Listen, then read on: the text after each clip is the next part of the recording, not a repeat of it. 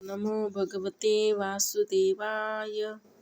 ओम नमो भगवते वासुदेवाय.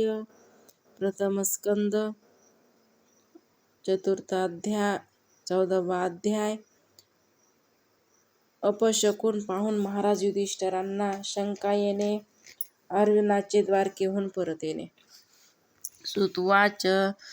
स्वजनांना भेटण्यासाठी आणि पुण्यश्लोक भगवान श्रीकृष्ण आता काय करणार आहेत हे जाणून घेण्यासाठी अर्जुन द्वारकेला गेला होता. पुष्कळ महिने लोटले तरी अर्जुन परत नाही आला. त्यावेळी युधिष्ठिरांना भयानक अपशकुन दिसू लागले. त्यांनी पाहिले की काळाची गती भयंकर होऊ लागलेली आहे आणि ज्यावेळी जो ऋतू असायला पाहिजे तो असत नाही आणि त्यांना क्रियाही उलट्या होत आहेत. लोक क्रोधी, लोभी, असत्य बोलणारे झाले आहेत. आपला जीवन निर्वाह चालविण्यासाठी लोक पापी वर्तन करू लागलेले आहेत असा व्यवहार त्यांना दिसू लागला. सर्व व्यवहार खोटेपणाने चाललेला आहे. एवढेच काय, मैत्रीमध्येही कपट आहे. पिता माता, सगळे सोयरे, बंधू, पती पत्नी यांच्यात तंटे भांडणं होऊ लागलेले आहेत. कलियुग आल्यामुळे लोकांचा स्वभाव लोभ, दंभ, अधर्म यांनी व्याप्त झालेला आहे. निसर्गातही अरिष्ट सूचक अपशकुन होऊ लागलेले आहेत. हे सर्व पाहून युधिष्ठिर धाकट्या भावांना म्हणजे भीमसेनाला म्हणाला. युधिष्ठिर म्हणतो, भीमसेना, अर्जुनाला आम्ही द्वारकेला यासाठी पाठविले होते. तेथे जाऊन त्यांनी पुण्यलोक भगवान श्रीकृष्ण काय करीत आहेत यांची माहिती घ्यावी आणि सगळे स्वैरांना भेटून यावे. 7 महिने होऊन गेले तरी तुझा धाकटा भाऊ अजून परतला नाही. तो अजून का आला नाही याचे योग्य कारण मला काही समजत नाही. देवर्षी नारदांनी सांगितले होते, भगवान श्रीकृष्ण आपला अवतार समाप्त करू इच्छितात. ती वेळ तर आली नाही ना. त्याच भगवंताच्या कृपेने आम्हाला ही संपत्ती, राज्य, पत्नी, प्राण, कुल, संतान, शत्रूवर विजय आणि स्वर्गादी लोकावर अधिकार प्राप्त झालेला आहे. हे नरश्रेष्ठा, बघ न, आकाशात उल्कापात इत्यादी, पृथ्वीवर भूकंप इत्यादी, शरीरात रोग इत्यादी कितीतरी भयंकर अपशकुन होत आहेत. यावरून वाटते की लवकरच बुद्धिमोहाने झाकून टाकणारे संकट आपल्यावर येणार आहे. भीमसेना, माझी डावी मांडी, डावा डोळा आणि डावा हात वारंवार फडफडू लागलेला आहे. हृदयात धडकी भरलेली आहे. लवकरच काहीतरी अनिष्ट होणार आहे. बंधो, सूर्योदय होताच ही भालू सूर्याकडे तोंड करून रडू लागलेला आहे. बघ ना, तिच्या तोंडातून ज्वालाही निघत आहेत आणि कुत्रा निर्भय होऊन माझ्याकडे पाहून भुंकत आहे. भीमसेना, गायीसारखे शुभ पशु माझ्या डाव्या बाजूने, गाढवासारखे अशुभ पशु माझ्या उजव्या बाजूने जाऊ लागलेले आहेत. माझे घोडे मला रडताना दिसत आहेत. मृत्यूचा दूध असलेला हा पारवा, घुबड आणि त्यांचा शत्रू कावळा रात्री आपल्या कर्कश आवाजाने माझ्या मनात कापरे भरीत जगाला उजाड करून टाकू लागलेला आहे. दिशा धूरसर झाल्या आहेत. सूर्य आणि चंद्राच्या भोवती वारंवार खळी पडत आहेत. पृथ्वीवर पर्वतासह भूकंप होऊ लागलेले आहेत.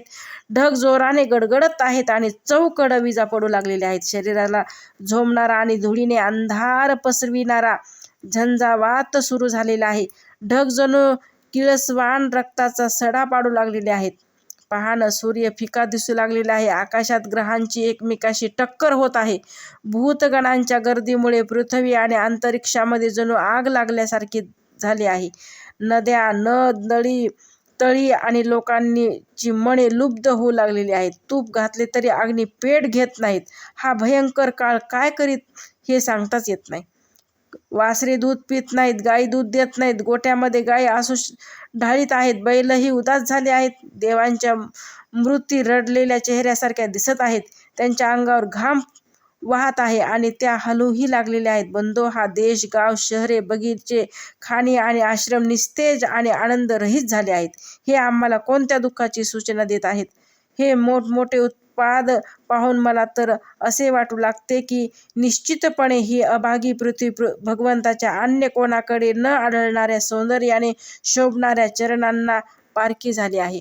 शौनक महोदय, हे भयंकर उत्पाद पाहून राजा युधिष्ठिर मनोमन चिंताग्रस्त झाला आहे. एवढ्यात द्वारकेहून अर्जुन परतला. युधिष्ठिराने पाहिले की अर्जुन इतका हवालदिल पूर्वी कधीच झाला नाही. त्याने तोंड खाली घातले होते. त्याच्या कमळासारख्या नेत्रातून अश्रू वाहत होते. शरीरावर बिलकुल तजेना नव्हता. अशा स्थितीत अर्जुनाने युधिष्ठिरांच्या चरणावर लोटांगण घातले. तेव्हा युधिष्ठिर भयभीत झाला.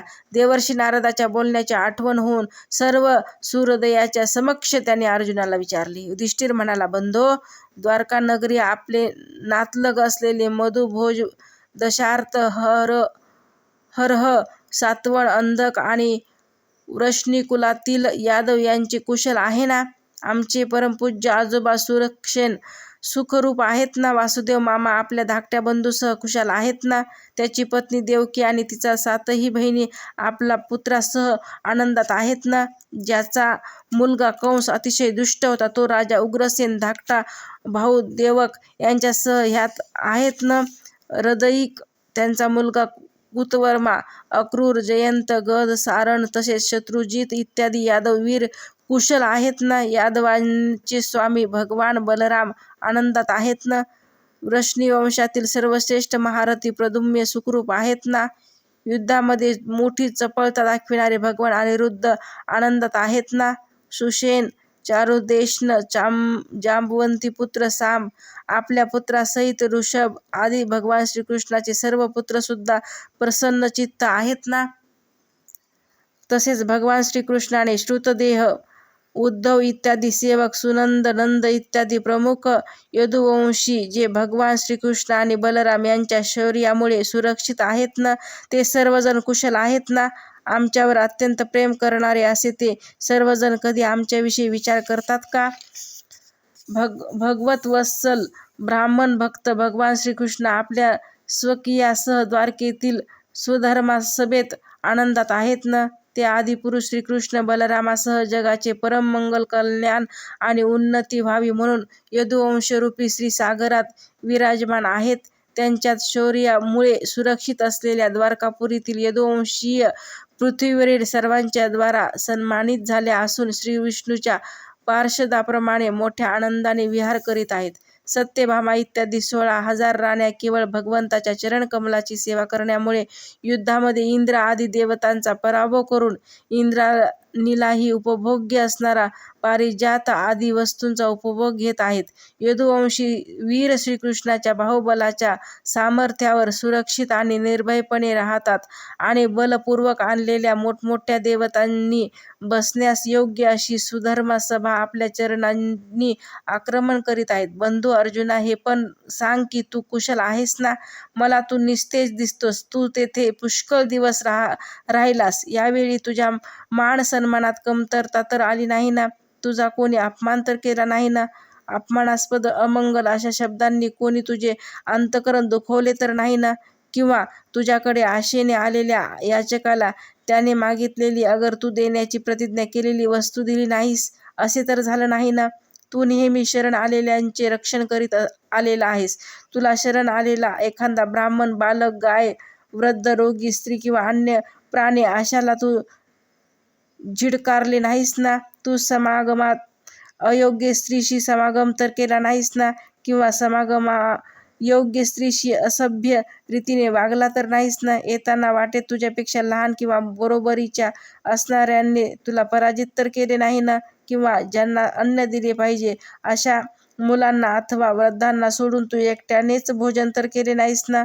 तुला न शोभणारे असे निंदनीय कृत्य तू केले नसतील याची मला खात्री आहे. न जाणो परमप्रियतम, अभिन्न हृदय, परम सूर्योदय अशा भगवान श्रीकृष्णाला तुला कायमचा विरह झाला असेल म्हणूनच तू असा उदासवान असावा. याशिवाय तुला दुःख होण्याचे दुसरे कोणतेच कारण असणार नाही. अध्याय 14वा समाप्त. ओम नमो भगवते वासुदेवाय. ओम नमो भगवते वासुदेवाय.